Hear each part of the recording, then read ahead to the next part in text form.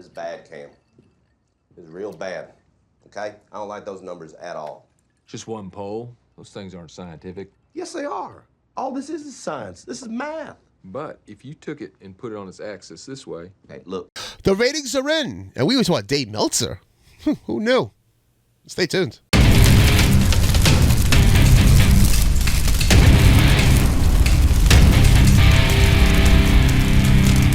What up, everyone? Welcome to another episode of Red Ace Talk Show, where we talk about everything and anything. And listen, you guys already know the drill. If you guys like the video and have not done so, please hit the subscribe button, hit the like button, comment down below. Let me know what you think. Also, hit the little bell icon that we notified about future Red Ace production videos. Also, if you have the time, check out my channel. We have wrestling cover themes that we've done. We also have chug reviews and other music. So, plenty of stuff to keep you guys entertained. Check out the channel. You won't regret it. Now we got that out of the way. We can talk about AEW. Red Ace, why are you talking about AEW so much? I thought you were talking about everything and anything, but yeah, you're becoming a wrestling YouTube channel, and I am not liking it. Well, we want to relax. We want to follow up with last week's episode, and that was the CM Punk footage being aired on AEW, the backstage footage between him and Jack Perry, the big brawl out and All In. We want to talk about this because of the rating situation, because they built up a 819,000 victory lap for Tony Khan, even though we all said, ain't this the usual ratings that you guys used to have? Khan. He's like, da-da-da, da-da-da.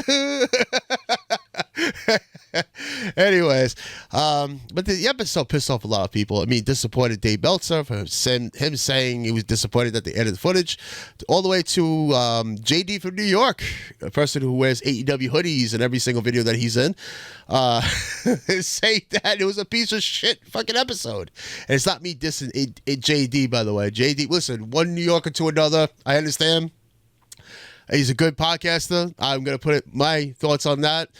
I just think one day he's going to rip off that patch and throw his hoodie to the ground and burn it right in front of the camera because all the stupid, idiotic decisions that Tony Khan has been doing. And when he does so, by the way, guys, just write in Red Ace predicted this on his comments. Like I said, no dissing. Anyways, let's get back into this rating. So, the following week, we all predicted, though, is that, AEW had the CM Punk backstage footage, 819,000. I said that the ratings are going to go down. Was I right, at least? AEW Dynamite ratings go down without WWE star CM Punk on the show. How far did it go down? Well, per WrestleNomics, Dynamite netted 762,000 viewers and a 0.26 rating. As comparison to 819,000 at a 0.30 rating from last week. What even makes it worse, according to the article, is that the NBA playoffs are now beginning, which means the competition is about to heat up. What are they going to get in the future? Because NBA, playoffs, everybody watches the playoffs. Even people who are not into basketball watch the playoffs with their friends. And I just think that if this continues the way it is, they might actually, I don't know. Listen, I could be wrong. But if I'm right, and anybody reports about these numbers, type in Red Ace talked about this, like Red Ace said this, Red Ace predicted this, 600,000. Like, not 600,000 in general, maybe 650,000 or 680,000, I would say 680,000 or 690,000, but still it would be lower. Like, NBA, listen, everybody watch the NBA playoffs. Let's just put it that way. And that's my prediction. Because Tony Khan right now doesn't want to listen to his fans. His fans have fucking been telling him not to do this type of stuff.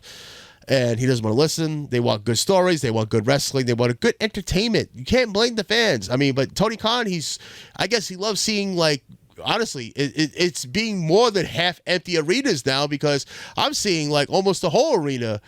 Almost like it's more than half of the arena being like empty. He loves seeing that. He loves seeing Dave Meltzer give him 5-star ratings on the matches. He's like, oh, Dave Meltzer give me the 5-star rating. It doesn't matter what the fans say because Dave Meltzer said so. Speaking of Dave Meltzer, by the way, let's talk about the madness of Dave Meltzer, because this is madness in general. Because what I'm going to end with the Tony Khan situation with the ratings is get Scott D'Amore. I want to talk more about that in a little bit, but I want to get to the next article real quick, and that is Dave Meltzer's losing it because Dave Meltzer believes top WWE NXT star isn't very good. Who is that? None other than Trick Willie Williams. Whoop that trick. Whoop that trick. As Stand and Deliver over WrestleMania weekend, former friends Carmelo Hayes and Trick Williams face off in the main event of the show, looking for revenge, being betrayed by Hayes early in the year. Which, by the way, a lot of people say this, good storytelling. That was good storytelling. October to Stand and Deliver, and maybe even before October. I think in September they were teasing it. But it was a long story, and I'm glad that they did Stand and Deliver. What did Dave Meltzer say, though? All right, here we go. Trick isn't that good. That's the reality. He's got incredible charisma, but you put him in a main event match.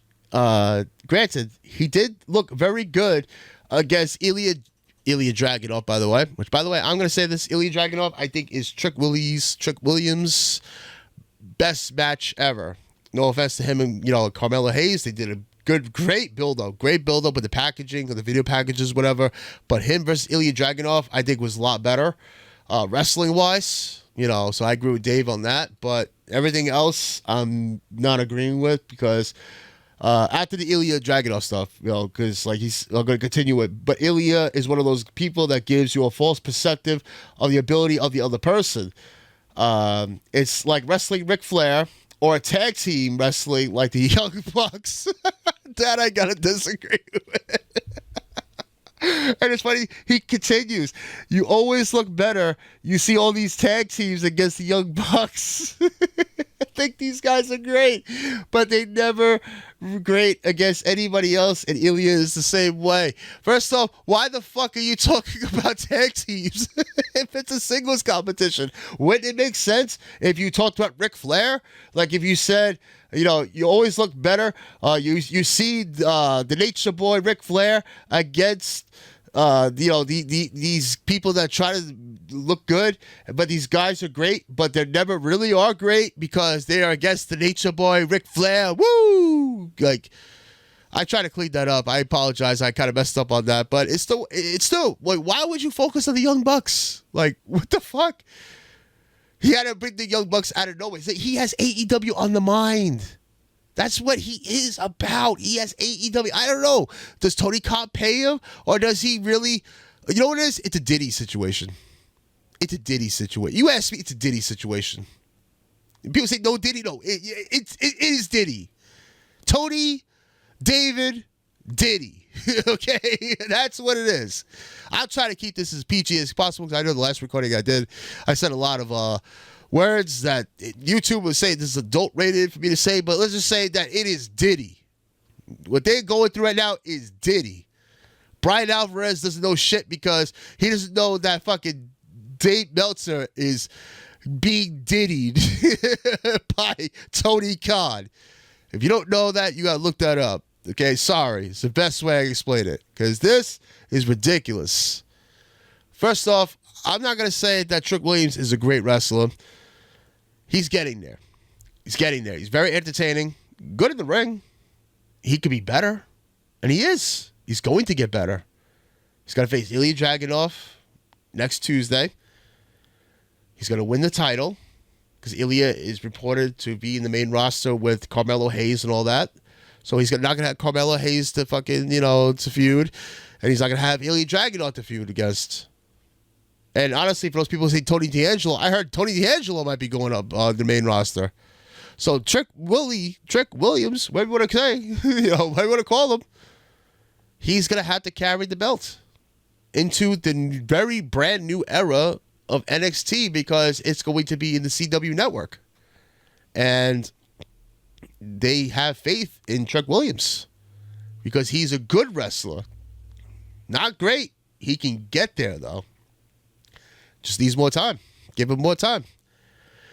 And this quote, besides the Young Bucks, him, I guess, diddying, being the Young Bucks diddying Dave Meltzer.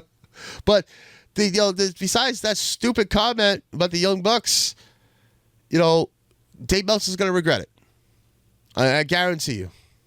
Next year, you're going to say Dave Meltzer's like, well, basically, I talked about, Chuck Williams, and, he actually improved himself after I said something. It is my words that made him better, Like he's full of shit.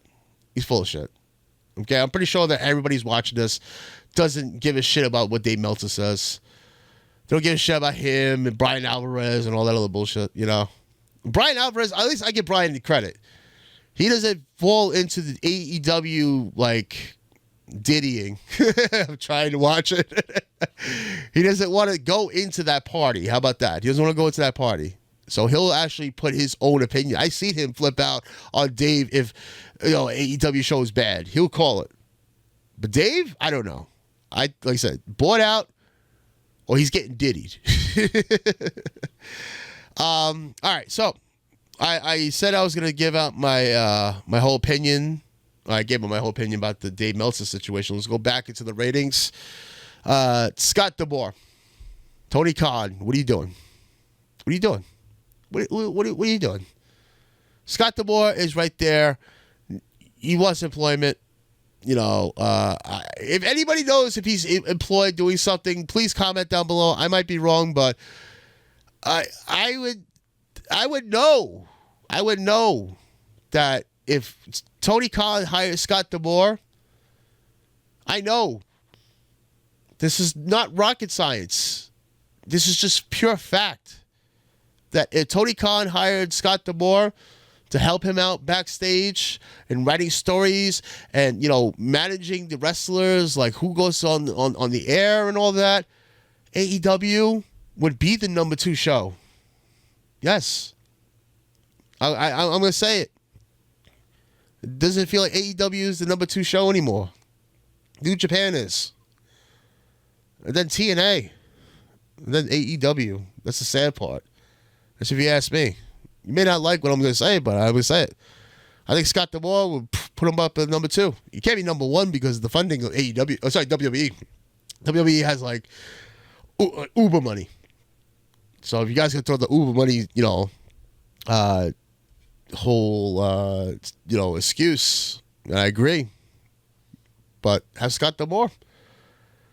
Scott DeBoer made TNA, which we all thought died in the ground. I remember when TNA did that global wrestling bullshit, with Jeff Jarrett, and Scott DeBoer was letting Jeff Jarrett run, take the wheel, but Scott DeBoer was doing some little things that was still keeping people interested, and they were pulling 30 fans in the stadium. I remember I saw those pictures. I was like, this fucking company's dead. And then Jeff Jarrett left, the GCW, whatever the fuck. No, it was GCW. What was that? The Global Force Wrestling. Whatever the fuck. The GFW or some shit like that. And Scott DeBoer, he just picked up the ball fully and resurrected it into something like a big profit for Impact Wrestling to turn it back into TNA. So, Tony, what the fuck you doing? Hire Scott. That's the best way I can tell you. You want ratings? You want butts in the seats? Hire Scott DeBoer. Scott DeBoer will help you be there. He'll actually help you try to get wrestlers from TNA. Besides, from what I heard, the Motor City Machine Guns to be hired from AEW. So, I mean, what am I missing? Why is this not happening? I don't know. Dave Meltzer needs to stop what he's doing. Tony Khan needs to go to Scott DeBoer. That's what I think about these 2 stories. What do you guys think, though? This is going to be the end of the video. This is going on a little long enough.